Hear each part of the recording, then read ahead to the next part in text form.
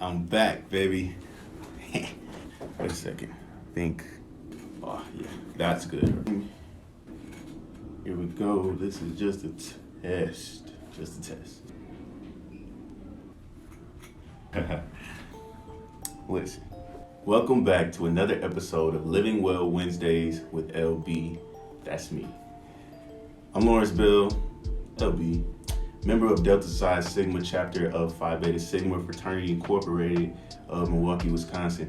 And I just want to spend a few minutes each month talking with you guys about health. Now, quick note, usually we do Living Well Wednesdays on third Wednesdays.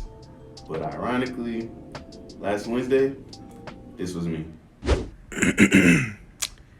So, was going to do Wellness Wednesdays today. Ironically, I'm sick. So, catch me next time. I'll try to do next Wednesday, the fourth Wednesday, for Living Well Wednesdays with LB. Yep. So, I really couldn't do Living Well Wednesdays when I wasn't really well myself. But I'm back. So, we're going to jump back into the first topic of our series, living healthy, diet and nutrition. This is session 2, cholesterol and heart disease. This is a message from our sponsors. Greetings. I am not a doctor. The content presented on Living Well Wednesdays is for informational and educational purposes only and does not substitute professional medical advice or consultations with healthcare professionals. Reliance on or use of the information presented is at your own risk. Thank you. And now back to your show. So let's talk about it. What is cholesterol? If you're watching this, you probably care a little bit about your health and the role that cholesterol plays in your life. That's an important first step. So congratulations. So what is cholesterol? What does it do? Cholesterol is like a waxy substance. Think about like fat or honey or, the fat grease part of the chicken. Think about it like that. That's what cholesterol is, right? Now, cholesterol is not inherently bad. Your body needs cholesterol to build cells, make vitamins, and other hormones. But too much cholesterol can pose problems. Cholesterol comes from two sources. Your liver makes all the cholesterol you need. The remainder of the cholesterol in your body comes from foods and animals. That's the cholesterol like meat, poultry, dairy products. All of those contain dietary cholesterol. For instance, we talked about Culver's last time. I love those burgers from Culver's. That's part of the cholesterol that I add to my body when I go there and eat it. It's not good to have it all the time because, my liver's already making some cholesterol. And then Chick-fil-A, that's some chicken sandwiches from Chick-fil-A. They're pretty good.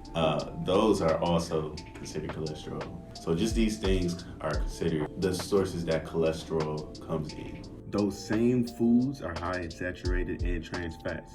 These fats can cause your liver to make more cholesterol than it otherwise would. For some people, this added cholesterol production means they go from a normal cholesterol level to one that's unhealthy. That's how we get into things like heart disease. What's heart disease? Heart and blood vessel disease, also called heart disease, includes numerous problems, many of which are related to a process called atherosclerosis. Try saying that 3 times. Atherosclerosis. Atherosclerosis is a condition that develops when a substance called plaque builds up on the walls of our arteries. Now, this buildup narrows the arteries, making it harder for that blood to flow through. And if a blood clot forms, it can block the blood flow. This can cause heart attack or stroke. What's a heart attack? We know what a heart attack is, right? I think we do. Of course, many of us are familiar or may have heard of the term heart attack, but let's break it down a little so we can know what a heart attack is to your body. Now, a heart attack occurs when the blood flow to a part of the heart is blocked by a blood clot. And if this clot cuts off the blood flow completely, like I was talking about with the artery buildup, the part of the heart muscle supplied by that artery begins to die. Most people survive their first heart attack and they return to their normal lives, enjoying many more years of productive activity. Don't be too freaked out. But experiencing a heart attack does mean that you need to be making some changes. Now, the medications and lifestyle changes that your doctor recommends may vary according to how badly your heart was damaged and to what degree of heart disease caused the attack. So it's not the same for everybody. As I told you in the beginning, I'm not a doctor. You gotta go talk to your own doctor. Now, discussions about health can be a little boring, and we can scroll right past it sometimes. But if you want to just get the goods, this last section is for you. Here's 4 ways to lower your cholesterol and prevent higher cholesterol. Eat heart healthy food. Leafy green vegetables, spinach, kale, collard greens are well known for their wealth of vitamins, minerals, and antioxidants. Also, whole grains, berries, avocados, fatty fish and fish oil, walnuts, not my favorite, beans, dark chocolate, tomatoes, garlic, olive oil, and green tea. You gotta eat green tea. From a dietary standpoint, the best way to lower your cholesterol is to reduce your intake of saturated and trans fat. Reducing these fats means limiting your intake of red meat, dairy products, things made with whole milk. To be smarter about what you eat, pay more attention to the food labels. They give us the information we need to be healthy with the food we put into our body. Number two, become more physically active. Now, in the past, I've definitely used all the excuses not to be more physically active. I'm too tired, gyms cost too much, I don't have a partner. And everyone's favorite, come on, say it with me, I'm too busy. Now, sometimes I'm learning we just need to slow down. If you're running so fast that you skip out on intentional physical activity, you're running nowhere fast. Let's get on it, y'all. Now, just a side note, when you're doing this, you gotta make your goals attainable. Sometimes you just gotta say, my goal is to work out once a week. Then add on another day, then add on another day per week, then add on another day per week. A good friend once told me that you gotta fall in love with the process more than you focus on the goal. And that's all this life is. It's a journey, it's a process. I believe in you, you can do it. And as far as cholesterol goes, physical activity is important. Now, when a person with unhealthy cholesterol levels also smokes, risk of coronary heart disease increases more than it otherwise would. Smoking also compounds the risk from other risk factors for heart disease, such as high blood pressure and diabetes.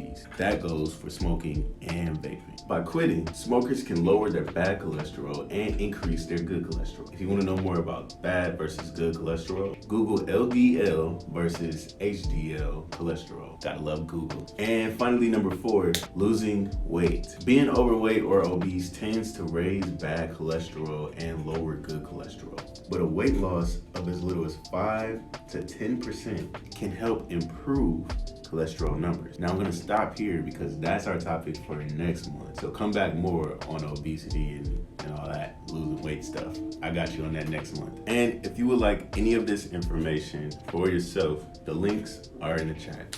Check them out. Next time, we're getting into living fit. We're gonna be talking about obesity. It's not a sexy word, I know, but we gotta talk about it, family. I also have a special guest joining me next time. If you don't mind, share this with someone. Join me next month for another Living Well Wednesdays with LB.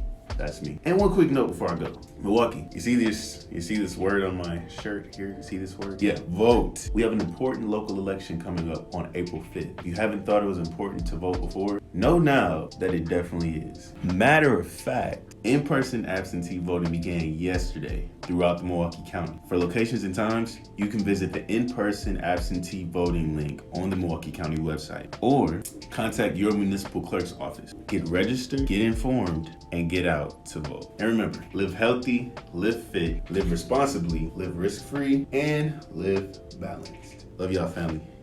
Peace.